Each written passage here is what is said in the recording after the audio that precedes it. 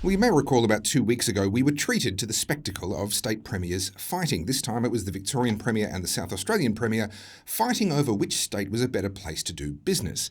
But I can't help but feel a little bit cynical when state premiers on six-figure salaries are all having a bit of a bun fight about where taxes are being spent and which state is a better place to do business when the cost of living crisis and the cost of business crisis has only gotten worse in this country over the past 10 years, no matter which state you're in.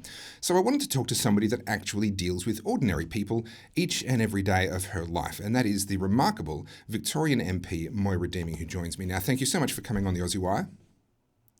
My pleasure.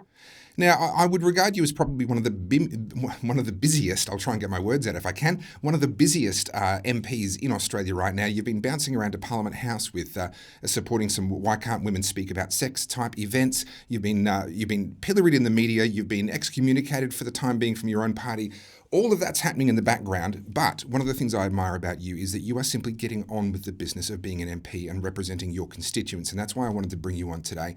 What are your constituents telling you about the realities of doing business in Victoria, the highest tax state, the state that we're seeing report after report coming out saying it's getting harder and harder to do business? That's numbers on a page. What are your constituents telling you? Well, they're just absolutely being crushed. In terms of businesses, obviously a report has come out showing that it's, the highest cost place to do business in Australia by a long shot in very many of the measures.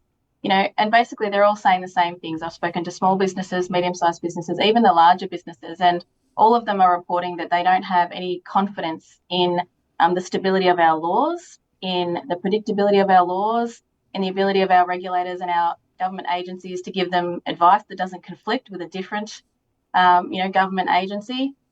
They're just having their time wasted. They go to VCAT, they don't have any confidence that they're going to get any objective and predictable outcomes there either. And then on top of that, they're expected to pay the highest taxes out of Australia.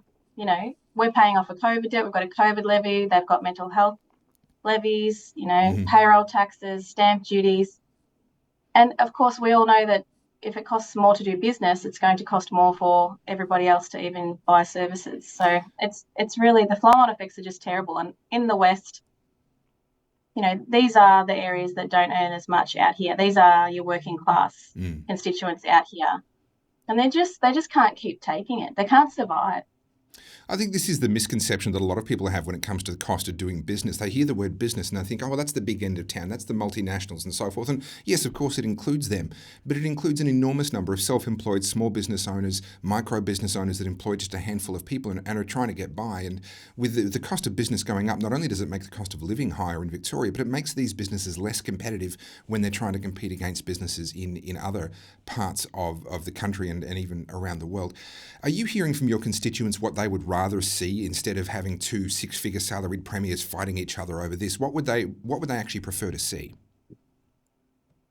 I mean, your bare minimum investment in infrastructure and roads. One of the outcomes from the survey that came out recently was that hardly any businesses feel as though they are getting good value for the taxes that they pay. So not only are they the highest taxed, but they don't even see any benefit from it.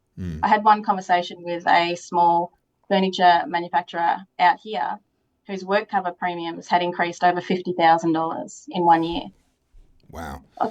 It's just unbearable, and it's no wonder that every other state in Victoria can see the potential to attract businesses and money out of Victoria into their own states. We already lost thousands upon thousands, tens upon thousands of just people fleeing Victoria during the lockdowns. And now under this incredibly harsh taxation regime, we're going to lose our businesses as well. And of course, with that goes a lot of employment. And as you say, the western suburbs of Melbourne, I have a big soft spot for the western suburbs of Melbourne. I lived in St Albans for 2 years, and I think it's a beautiful part of the world and a lot of very beautiful people, but they can't exactly afford to be footing the bill for so many political mistakes. Moira, actions have consequences. This is one of the things that I think that I wish people would understand better about politics is these decisions that get made, things like adding levies and cancelling Olympic Games or even promising to have them in the first place, or Commonwealth Games, beg your pardon. These things do have consequences. So Moira, a lot of people have this idea that, oh, you're an MP, you can fix this, you can change this. That's of course not the reality. No one MP can, and even a party often finds itself hamstrung, whether it's by the Senate or the upper house or various things like that. It's just not that simple. But if you could reshape things in the way that you believe would be of the greatest benefit to your constituents, what would that look like? What would the alternative look like here? I just think we need to do the things that come naturally as Liberals, which is to absolutely revamp the taxation system and let fair, free trade take place. We already know that it works. It's part of our values set. Mm-hmm. And it's also the feedback that we're all getting from the business community. That's what they would like. They're looking for that alternative, and we need to be the ones to offer that to them. Well, look, it's a difficult thing, politics. It's a tricky world you found yourself in. Your particular circumstances, even more so again. But I so admire the fact that even in amongst all the storm and what's going on, you are continuing to advocate for your constituents and keeping your eye on the ball and doing your job as an MP. Moira Deeming MP, thank you so much for joining us here on the Aussie Wire. Thanks for having me.